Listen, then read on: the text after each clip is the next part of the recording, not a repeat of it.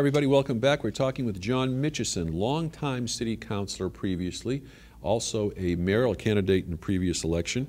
And we're talking with John Michitson right now, trying to regain a seat on the city council. Welcome, John. Hi, Frank. It's always nice to be here. Great to have you on the program. Trying to regain. You were a 5-term councilor before, so even if you are elected to city council now, you'd be considered a freshman councilor, but not really, because if you're talking about 5 terms, that's 10 years on the council. So that being the case, having said that, what do you feel? You've decided to go ahead and run for council instead of the mayor's position, but there are a lot of compelling things and issues that you had in the previous campaign, the mayoral campaign. Are you looking to bring any of those over, any of those initiatives or creative ideas over into your council candidacy right now? That's correct. And what are some of those?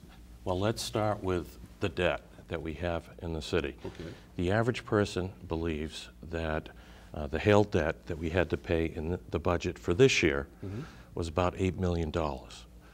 And the conventional wisdom is that, we'll pay that $8 million over the next 10 years.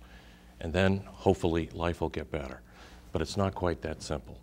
In fact, if you look at the Hale debt projected over 10 years, plus all these new ticket items that we have, like the landfill cap, which is going to cost $14 million for both mounds. If you look at the wastewater treatment plant improvements that are needed for the combined sewer overflow problem, that's going to be a minimum of $34 million, and it could be over $100 million. And then we went over the initial amount that we spent at the high school. So that's going to be another $2.6 million bond. And of course the flood wall that we all heard about this week. And How so much is that? well, that's $4 million. So if you look at the $8 million that we're paying now, and you project that out 10 years for both the Hale growth, which is going to be primarily in healthcare insurance and pensions, right? That's going to continue to go up. Plus you add these big ticket items, it's expected to go from 8 million to 16 million by 2022. Where are we going to get this money? You're scaring us all. Well, the first thing that we need to do is get very serious and aggressive and proactive about trying to bring business into the city. Now, I'm doing a very small part of that right now. I'm working with Kiefer Development. And they're a factory right across the street from Kruger's on Essex Street.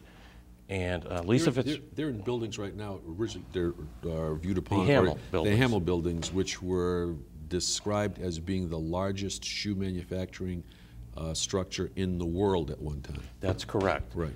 So 2 of those 3 Hamel buildings are still commercial. The one in the middle is Kiefer Development. And Lisa Fitzpatrick and I are going into Boston and Cambridge, and we're going across the Merrimack Valley, and we're pitching Haverhill for startup companies, innovative companies, early stage companies. And we've got a handful of them in an incubator on the 7th floor of that building.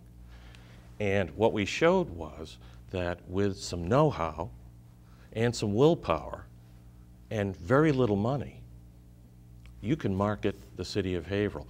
We've got a handful of companies. Who should be doing that other than somebody like yourself in the city administration? Is that the economic development department, or is there a problem because of all the hats that department has to juggle and wear at the same time? I think that the mayor is doing some things proactively. He was telling me today that him and Bill Pillsbury have been going up to New Hampshire and trying to recruit some of those businesses, right? But it really takes the entire community. I want to work with the mayor, city council, economic development office, but also the business community, the people that actually have skin in the game, right? They'll spend the money because they have skin in the game, and they'll take the time.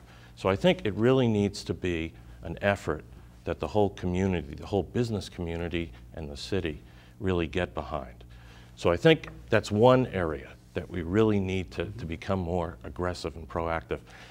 You mentioned about the mayor's race. Well, one of the big topics that I tried to bring up was the fact that we need a very professional maintenance and capital improvements program for all of our facilities. And I'm actually pleasantly surprised. I think Paul Magliochetti on the school committee is really taking some positive action along with the superintendent of schools. And for the first time in a long time, I think there's hope that we can get there. But I'd like to help push that along. Because, for example, we can't let buildings go to the ground like we did at the high school, right? And then come in later and it costs $35 to $40 million to actually fix it.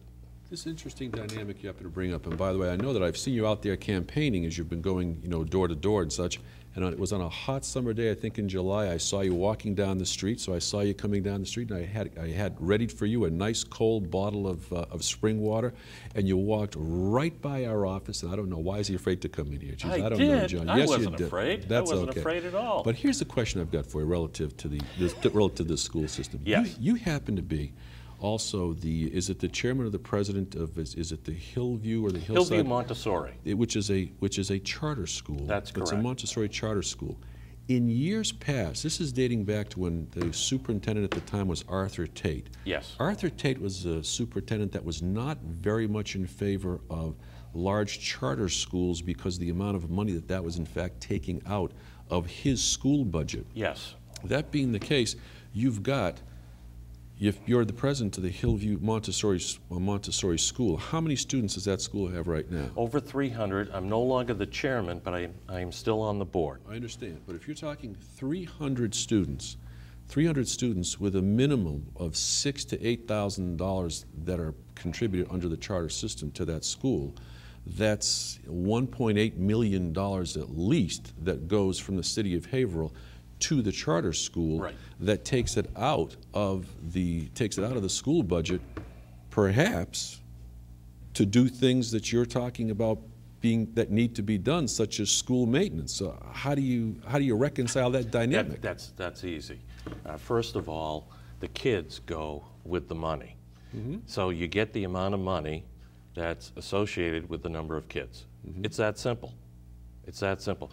Secondly, but there's the overhead cost that still remains. So when the money leaves, the money goes with the kid, but the money does not. Right. There's no portion that stays behind to go ahead and take care of the things that you're talking about that need to be done. Right. I think what Hillview Montessori brings to the table, though, is another option for Haverhill parents to send their kids to school. Right? Kids come in all different flavors. Right? And the district is really good at some students, but Hillview is an option for others. And to be able to get that really without having to pay an additional tuition is a real gem for the city. But let me also mention something else. There are only a few minutes left, so I want you to be able to address this, but any other issues too. Yes, so I'm all about education in the city of Haverhill. And Hillview is one piece of that. I just recently worked with Team Haverhill to start a new mentoring program at Tilton School. We now have 25 adult mentors that are mentoring 25 fourth graders, and that program is expanding. I mentioned earlier— That's at no expense to the city of Haverhill? But that is correct. No expense to the city of Haverhill. I think that moving forward, if we're going to draw businesses into the city, right, the companies that we're talking to, as we're going around Boston and Cambridge— 30 seconds left, but I want you to be able to make your point. Right. That we are in dire need of having an education system that will help build the workforce of tomorrow. That's what these businesses need.